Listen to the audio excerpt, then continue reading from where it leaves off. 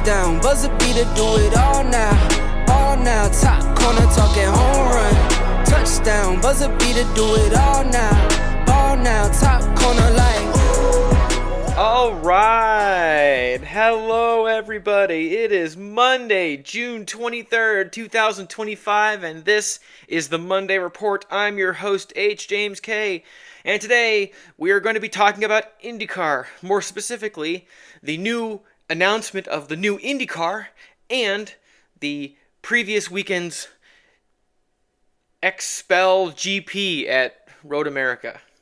I had to think back to what the title sponsor of it was. It was the XPEL GP.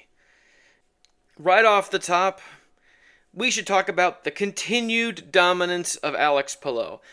Alex Palou did not actually dominate this race in the traditional sense. He didn't get out in front, stay out in front, and just drive away into the distance. Instead, he just kind of lingered in the background, a constant presence, like a dark cloud on the horizon, until eventually, at the very end of the race, when all the strategies started coalescing together, there he was at the finish line in first.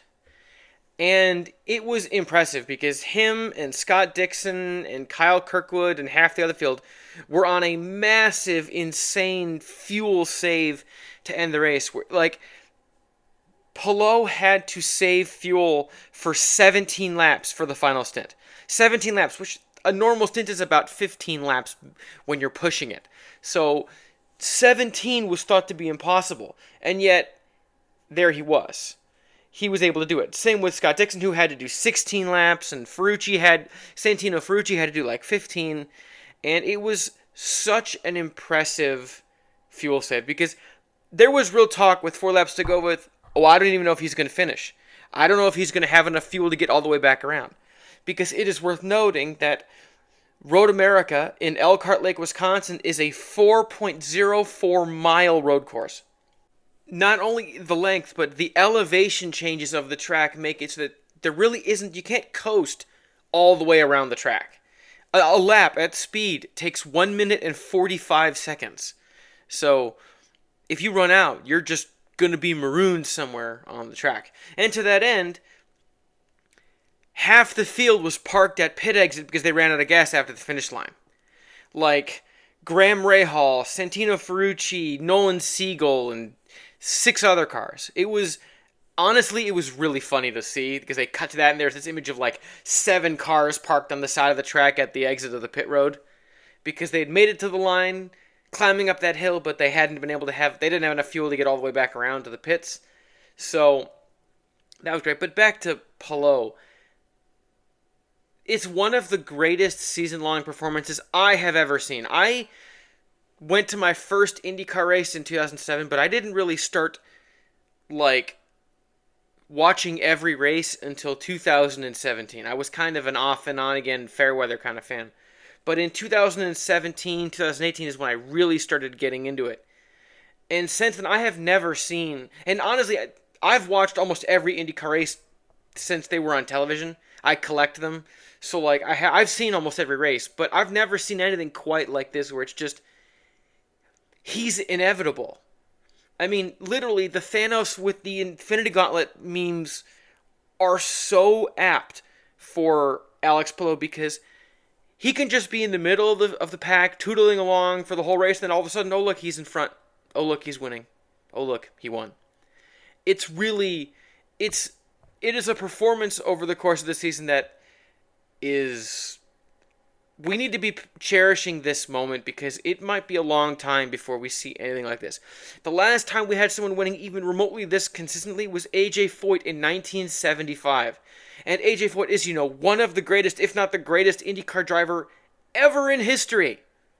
So that should tell you the kind of rarefied company that Alex Palou's season-long performance is right now. Moving on from Palou, Kyle Kirkwood continues to hang in there. Kyle Kirkwood had an okay day in Gateway 2 weeks ago. Last week, 2 weeks ago, you get the idea. And he lost second place in the points to Pato O'Ward, who slid into second place, trailing Palou by 75 points. At the end of the XPEL GP at Road America, Kirkwood has now slid back into second place, trailing Palou by 94 points, where Pato, who finished the race in 17th place, not even worth talking about Pato because it was one of those days, he has now slid back to third, trailing Palou by 111 points. So that's kind of where it stands right now. Now, Kyle Kirkwood, and I'm just remembering this, when I said he had an okay day at Gatewood, he freaking won that race. I'm an idiot. I can't believe I forgot. He won the race at Gateway, so to this day, it is still just Kyle Kirkwood and Alex Palou who have won races. And we'll get to some more of the statistics about this season a little later, but Kyle Kirkwood is having his best season ever. Pato O'Ward is having one of his best seasons ever, and it doesn't matter because Alex Palou is just beyond anything we've seen in 50 years. So it really is. Kirkwood is hanging in there. He had an okay day. He was kind of thereabouts. There was a lot of different strategies for this race. There was like 5 or 6 of them at one point. So he managed to kind of hang in there and get into like the top 10, top 5, but he was nowhere near contending for the win at the end of the race. The most interesting thing with Kirkwood, though, is, man, him and Will Power went at it something fierce. They were bumping and bashing into each other and forcing each other off the track and doing double overtakes with them and Palou, and it was something. I've never seen Kirkwood lose his temper and intentionally retaliate, but he did that at one point, and admittedly, it cost him a position to Alex Palou, which helped Palou win the race, but it was uncharacteristically aggressive from Kirkwood. So that was interesting. But Kirkwood is hanging in there. And speaking of Will Power and Penske, Penske's terrible season continues. Power didn't finish. Newgarden didn't finish. McLaughlin, if he did finish, I don't remember because he was irrelevant. So the terrible, awful, no good, very bad season continues for Team Penske. And my lord, we haven't seen anything like this since 1998. It's beyond description at this point. It defies logic. Everything Penske's normally good at, pit stops, strategy, overall car performance, driver consistency, technical consistency, all of it's out the window. No one's been penalized more than Penske this year. They've had to fire staff. They had pit mistakes and strategy blunders, and everyone's crashing all the time, and mechanical failures. It's a season I would expect out of Ray Hall, or Dale Coyne, or Juncos Hollinger. Not Penske. I mean, Penske is Penske. Penske is supposed to be like the Mercedes of IndyCar, just the best or nothing. And instead, Penske is just flailing. Like, this is the worst season Newgarden has had since his rookie year. In 2014, when he was driving for Sarah Fisher Hartman Racing, which is the precursor to Ed Carpenter. It's amazing. And, like, Will Power is in the contract here, and he's just driving okay. And I think he's probably on his way out. And they're just... It makes no sense. Now, admittedly, part of it is probably the fact that they had to fire a bunch of leadership for getting caught cheating again. But even still, a team like this, run like it's run, should not be struggling the way it struggles. And, I mean, it's just... It's disappointing, and honestly, it's contributing heavily to the fact that Chevy hasn't won anything this year. It's been Honda, 8 times. All the Honda. 1, 2, 3, all the Hondas. Because the McLarens they're not quite at the level of a heavy hitter like Ganassi and Penske's nowhere. So it's just been the Ganassi wins everything, and then Andretti Global wins a couple of races when Palou is not feeling like being dominant that day. It should be Penske up front. Newgarden and McLaughlin and Power should be up front, and they're not. And it defies explanation. So it'll be interesting to see the rest of the season, because, as I'll get to a little later, there are drivers out there who are performing really well, who I think are shoo-ins for the next for a Penske seat next year. And with the continued bad form, it's just, man, it's going to be weird. It's going to be a weird offseason for Penske. They're going to have to do a lot of soul searching and hiring new people and making changes, because what they're doing right now is the worst they've been since before Tim Cindric was hired back in 1998, when they were just irrelevant and useless and an afterthought. All right, moving on. McLaren, one of their drivers is having one of his most consistent seasons ever. That would be Pato O'Ward. This is arguably his best season ever, if not his second best, but it's up there. And yet the McLarens just can't seem to get out of their own way. Like this week, it was Christian Lundgaard, who I genuinely believe was going to be there at the end of the race contending for the win. And then he crashed. And at Gateway, I genuinely believe Pato O'Ward had a chance to win. Except with 57 laps to go on a restart, Nolan Siegel blocked his own teammate and allowed eventual winner Kyle Kirkwood to pass Pato. And Pato never got the place back. They were 1-2 the remainder of the race at Gateway. So it just, week after week, McLaren keeps squandering mistakes. And it really is frustrating because the speed is there. But not all of their cars can't be fast at the same time. If one is fast, the other two are just nowhere. And that's interchangeable. Like this week, Pato was just marooned in the middle, back in like the lower middle of the field. And Siegel had a sneaky top 10. He had like a 9th place finish. He was irrelevant. No one talked about Siegel all day other than being like lap traffic. And then Lundgaard crashed. It just, they need to be better, because as much as I'm kind of starting to come around to the idea that Palou winning and dominating would be historical and everything, I still want it to be an entertaining championship. And, well, it looks like McLaren's the only team that can even touch Ganassi right now, and they're blowing it. All right, now I want to talk about Santino Ferrucci. So Santino Ferrucci is a driver who has always shown flashes of brilliance, especially on ovals. But he's been one of these guys who's just been kind of, yeah, he's a quick driver, but he's not a title contender. He's not one of these guys who should get a big time seat at like a Ganassi or a Penske or McLaren or whatever. This year, Santino's season driving for AJ Foyt, who admittedly has a technical partnership with Penske, so their cars are a little better this year, but still, Santino is just special this year. He had a top 5 at Road. He's had multiple top 5 finishes. I think it's 4 top 5s and like 6 top 10 finishes. He's been really fast on ovals, on road courses. He's consistently great at Indianapolis. He averages like a top 10 finish at Indianapolis when he finishes. So it's one of these things where Ferrucci is just, he's having a great year at the perfect time. And I say that because, as I mentioned previously, there is an open Penske seat, assuming Penske doesn't bring back Will Power.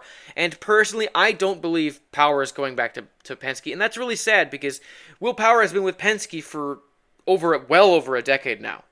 But all things come to an end. And Santino is looking like he's making a real big statement of why he should get that spot. Dave Malukas is as well, and I'll talk about him in a sec. But Santino is making a real statement of, man, if you get this kid in a really good car, he's going to be something, because he is quick, he's bold, he's got a positive, fun personality, he's good in interviews, he's apparently pretty decent at feedback. He's what you want in a driver. And he's really starting to show it. Now, he hasn't won anything, but then again, he drives for AJ, and AJ hasn't won a damn thing since like 2013. So, that's whatever. But still, Santino, and then after the race, he had something that was a moment that is just hilariously awesome. So, after the race, as I said, a whole bunch of drivers ran out of gas on the front stretch, right after the pit lane. Well, The race was 97 degrees with a 132 degree track temp, a 97 degree air temp that felt like 103. It was oppressive at the track. So immediately, Graham Rahal and Santino Ferrucci get out and they're running across the track into the runoff near turn 1 over to the fence where there are some grandstands and some people kind of tailgating and watching the race. And Graham Rahal is the first one. He put his hand up and someone threw him a water bottle and he chugged it because he was so hot.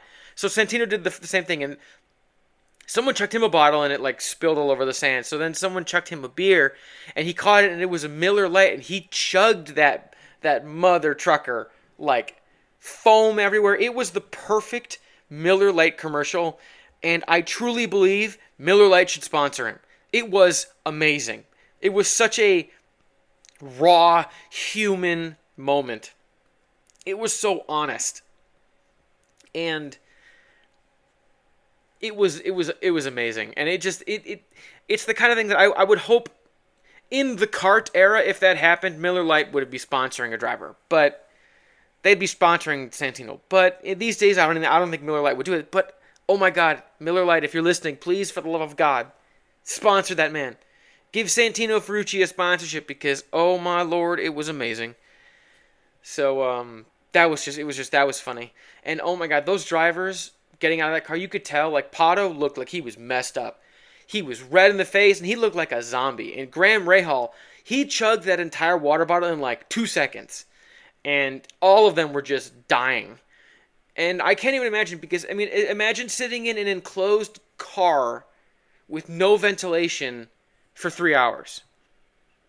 That's kind of what it's like in an IndyCar now that they have the aero screen. So on a hot day like this, it's just wicked.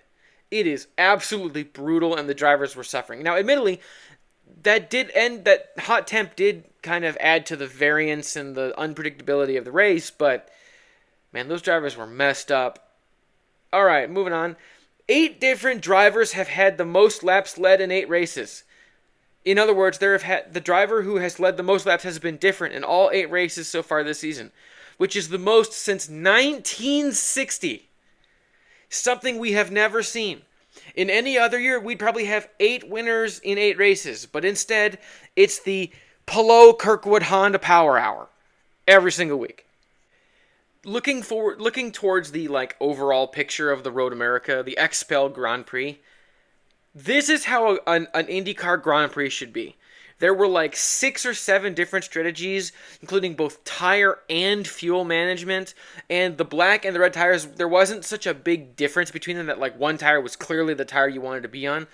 And drivers could push, they could fuel save, they were rewarded for being aggressive, they were rewarded for being passive. It was the kind of race where if you wanted to try a strategy, you could try a strategy and it would probably work a little bit. And with the yellows, there was a lot of variance and cautions and passing and restarts. And I would argue it was the best race of the season, without a doubt. Going forward, I would hope that IndyCar would see what happened at Road America and say, that's the formula. Tell Firestone to do that. Because, oh my Lord, that was amazing. Absolute banger. Absolute banger. All right, now we're going to move on from the XPEL Grand Prix and talk about the new car. Yes, the fabled new IndyCar, which we've been hearing about in some form or fashion since 2021. Well, IndyCar released a statement, and finally we have some clarity. We have an actual direction. So, the new car and new engine formula will be coming out in the 2028 season. We've known this. They said this a few weeks ago. What we now know is they have finalized the engine formula. It is going to be a 2.4-liter twin turbocharged V6 engine with probably 800 horsepower.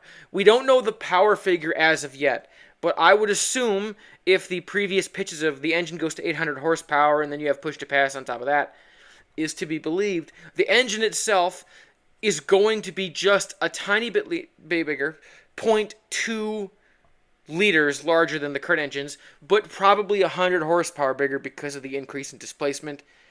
And it's good to see we finally have a direction, because there's been all sorts of chaos and confusion over, so what's the new engine formula, what's the new car, what's this, blah, blah, blah, blah, blah, blah, blah, blah. So I'm glad we have an actual direction, and I'll explain a little bit on that later. Other things they noted, they have now the new car is gonna integrate safety improvements. That means the aero screen and the aero screen ventilation systems and stuff like that, and like all the cool suit stuff to help keep the drivers cool. All of that is going to be better integrated into the car, so it's not going to be like Frankenstein into an old car that wasn't designed to have it. And the anti-intrusion panels, which they added onto the cars after 2017. No, after 2018, when James Hinchcliffe was almost, I think it was after 2018. No, what am I saying? After 2016, when James Hinchcliffe was almost killed when his front right suspension pierced through the safety cell of his car and through his legs, to the point where, like, I guess in the ambulance, they were basically pumping blood into him, through him, out onto the floor.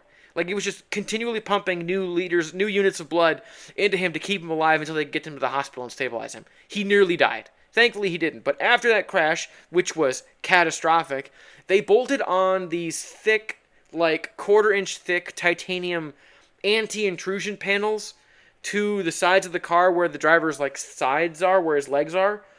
And those added a little bit of weight, and they've been kind of just adding on to the extra weight and bulk and problems with the current car. So those are going to be better integrated into the car. The aero screen, the cool suits, all of that is going to be better integrated into the car, which means it's probably going to look a little better, and it's not going to be so poorly designed and executed. On top of that, they've announced they're going to have a new seating position for drivers for both better comfort and safety. It's going to be a different seating position to help keep the drivers a little safer, because as time goes on, we learn more and more about driver position. Like back in the 60s, it was like they were sitting upright, and we've gotten lower and lower and lower, but how low is too low? How high is too high? Upright, laying down, legs up, legs down, legs bent, all these things. So it's a constantly changing kind of thing of what's the best seating position for an IndyCar driver, or an open wheel car in general. So I guess Dallara and IndyCar have changed the seating position. We'll see what the drivers say when they inevitably get into the new car. Performance improvements. Yeah, so as mentioned, the new engine's going to have more power. But what they also mentioned is the fact that there's going to be between 85 and 110 pounds of weight saving for this new car, which, because they've been able to kind of streamline some things and integrate some things, so there's going to be less of that Frankenstein adding things on top of things on top of things on top of things. And that 85 to 110 pounds, that would basically be the aero screen and the hybrid. Right there, that's it. If it's 110 pounds, that's basically the entire hybrid system and a little bit of the aero screen's weight. So you'd be getting a little closer to the kind of weight we were seeing, 2019, 2020, maybe, 2019, which would be encouraging. Lighter weight, better designed weight distribution, plus extra horsepower. Very nice. So that'll be great. And if the car doesn't handle like a fat pig that doesn't turn and doesn't go straight and doesn't do anything real well, maybe other drivers will be interested in driving it now that we have a new car. And I guess the quote in the statement about the new car's look is that while it is going to have a new look that's going to attract new fans, it's also going to have styling cues that are familiar to old school IndyCar fans. Which, I mean, what does that even mean? But I guess it's both going to look really modern and old school IndyCar at the same time. If I had to guess, what I have a feeling that it's going to be traditional side pods, lower engine cover with a roll hoop instead of an air scoop, and small wings. If I had to guess, that's what it's going to look like, but who knows? There were rumors that it was going to have the kind of rear wing that like the Formula 2 and the Formula 1 cars have, where there's no end plates, and there's been rumors and rumors and rumors. I hope it doesn't have a flat floor and instead actually goes to a real ground effect floor, like the current Formula 1 cars do, because if they can make more downforce under the body that can lower the amount of topside drag, increasing performance and making the cars a little racier, which would be very nice. Anyway, thank God for there's been clarity on all of this. Because for so long it was, well, this is going to happen. And then it wouldn't end up, well, this is, it's been delayed because of this problem or this or that, whatever. Finally, it seems like IndyCar has gotten back on top of the situation. Now, the 2028 release date of the new car still upsets me. We should have had a car 3 years ago. IndyCar should have a new car every 5 years. Just like Formula One and World Rally and MotoGP and NASCAR and IMSA and WEC and everybody else. We shouldn't go 12, 13, 14, 16 years between car updates. We shouldn't. Hopefully we don't do that again. Hopefully it's 7 years. Hell, I'll even go for 8. Because it'd be almost half as bad. That'd be half as much as it is as the car is now. So that'd be nice. But I'm encouraged that there's been a little more definitive direction on the new car since Doug Bowles kind of took over for Jay Fry as like head of IndyCar or whatever. So I'm really encouraged. And obviously this then leads into a bigger discussion of, what about Honda and Chevy? Because after the 2026 season, Honda has no contract to stay in IndyCar. And IndyCar is desperately trying to get Honda to stay in because I guess if the prevailing theory is to be believed, the reason IndyCar planned on going to the 2.4-liter V6 engine the same time they were doing back when they were also doing the hybrid like 3 years ago is because Honda makes a 2.4-liter twin-turbo V6 that they use for their GTP program in IMSA.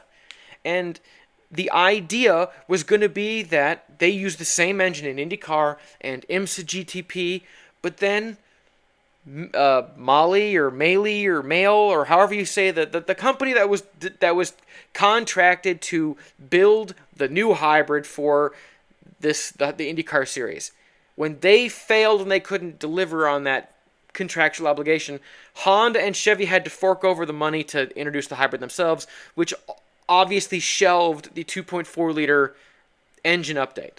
Now, looking forward, I'm assuming the hope is by going to a 2.4-liter twin-turbo V6 engine, very similar to, exactly as the Honda GTP engine, that will convince Honda not to pull out, because there has been serious talk of Honda wanting out because they don't think the series is impartial, and I guess because Penske owns Ilmor Engineering, who makes the engines for Chevrolet spends half as much money on their engine program as Honda does.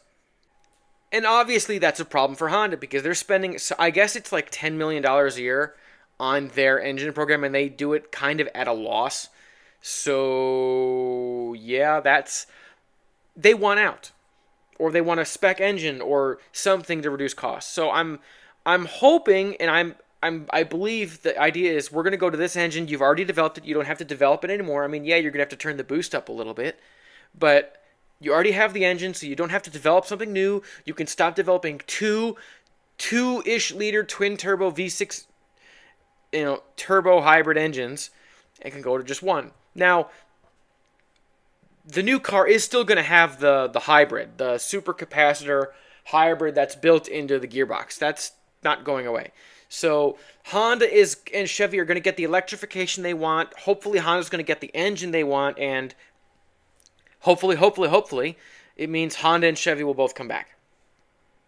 Another interesting thing they mentioned in the statement about the new car is that it's going to have the same gearbox as the Indy Next car. Like, the cars are same, and it's going to be the same supplier that IndyCar has been using. I think it's X-Track, but it's going to be the same gearbox as the Indy Next car, which is, I guess, to help teams not have to teams like Juncos Hollinger, who have both an Indy Lights team and an IndyCar team, that they can use commonality of parts. Now, personally, I have said for years that the proposal done by, offered by Lola back in like 2010 of building a car that was both the Indy Lights car and the IndyCar Series car, and it was just which body kit you put on the car, differentiated which series you drove in. For a long time, I've believed that's the right direction, where basically any team that has an Indy Lights car can just buy a new body kit and try to race at the Indy 500, or something like that. Part of me thinks that should be an option, because I think that would help, not only help with the teams using the same engines and commonality of parts and all this other stuff, not engines, but the tubs and aerodynamics and parts and like that. I think it might help boost car count. So I'm encouraged by the move to a shared gearbox. I'm hoping they'll do more commonality of parts to kind of move the cars not closer together in speed. I don't like that they're so close in speed, but move closer together in shared parts for cost reasons. So just one thing that is sad is there were no renderings of the car that we've seen. They haven't shown us what the car looks like. But we do know it is in the wind tunnel, and they expect to start testing in the spring of 2026 ahead of the 2028 release. The car is technically on schedule to be ready for the 2027 season, which we've kind of known. The car hasn't been delayed so much as the engine has caused the car to be delayed. But it has been delayed to allow the engine manufacturers, I guess because they're moving to this 2.4 liter engine formula, the engine suppliers, the OEMs, that being Chevrolet and Honda, need 18 months of lead time before they can go racing. They need 18 months to build enough engines and get enough parts and know-how and engineers and everything together to supply the whole field. Otherwise, they cannot guarantee they'll have enough engines for everyone who wants one. So 2027, I guess the lead time they would have needed would have been something like April or March of this year. So like months ago, they would have needed to have like the finalized rules, and that just wasn't a thing because discussions were ongoing. So now that there's just no way to make 2027, they've gone to 2028. I'm encouraged by this whole thing. I trust IndyCar to design a good-looking car, and the fact that Doug Bowles is kind of leading the way on that now, and he's been so good for the Indianapolis Motor Speedway, I really kind of think IndyCar might finally be turning into a more positive direction. And I'm really hoping that a new car that looks really good, that gets a lot of attention, that's really fast and racy and a little more, significantly more modern, might help grow the series a little bit and get some new eyes and some new attention from sponsors and foreign audiences and, Formula One drivers. Fernando Alonso, please come back and try Indy again. But, so I think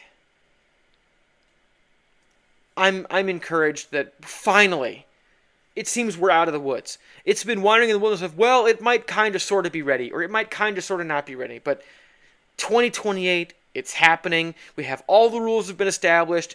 Nothing else needs to be discussed. It's just build the new cars, finish the new cars, test the new cars, build the new engines, test the new engines, and let's go racing in 2028.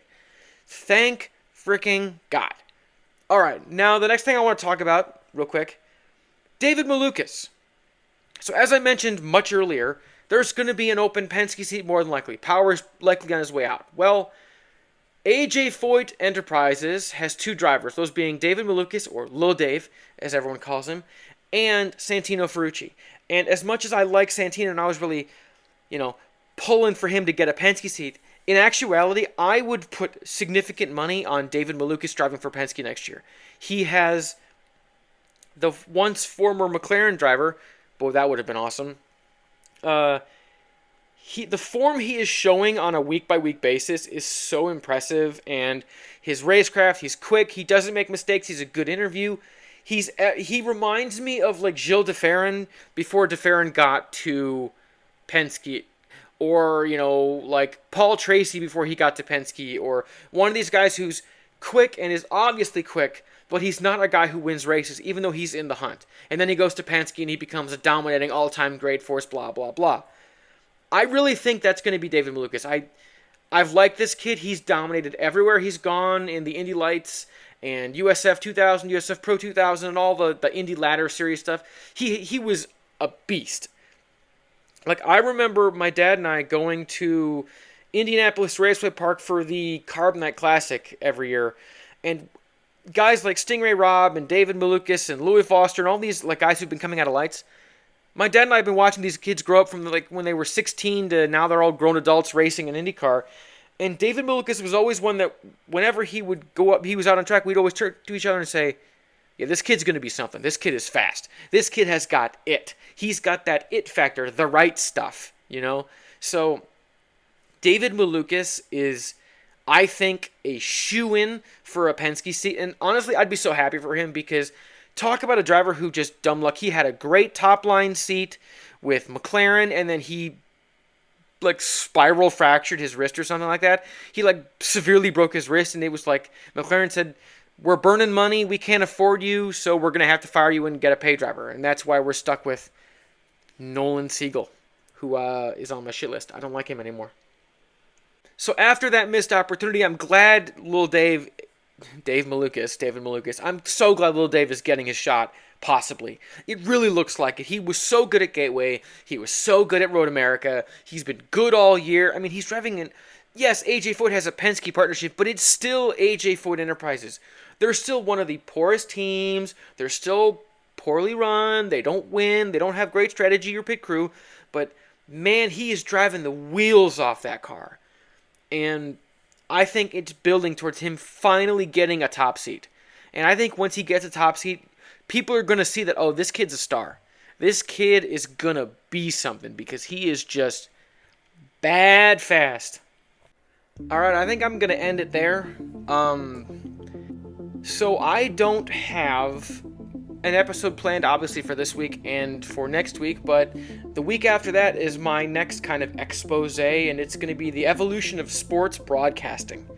That's going to be one we're going to talk about radio, and then we're going to talk about the transition to television and tape delaying versus showing live and live sports, and like the evolution of finding the pretty girls in the crowd to show during lulls in the action and commercials and commentary and all of the different things and the move to streaming and all these other, analog versus digital and all this other stuff. So that's going to be for like July 7th. That's the next plan. When I got a whole string of expose kind of things. Like I'm going to have one about the absurdity of the WNBA, movies that talk about social issues, that retrospective on the Indianapolis Motor Speedway, and several others. And then obviously once we're getting into August, it's about getting ready to college football season, so then we'll start getting into the football mindset again.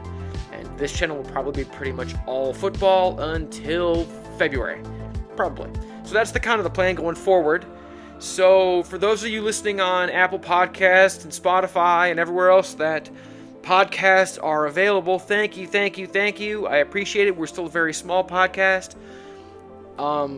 We don't have a lot of views. We don't have a lot of listens. So thank you for listening very much. Please help spread the word. Tell your friends, tell your family. Spread the word. Help people find this podcast because I want people to... There are those out there who want sports commentary, and I think I can give that to people, and I want people to hear me. I want to reach people, so help me spread the word. For those of you listening on YouTube, whoever you are, 9th subscriber that I got last week, thank you.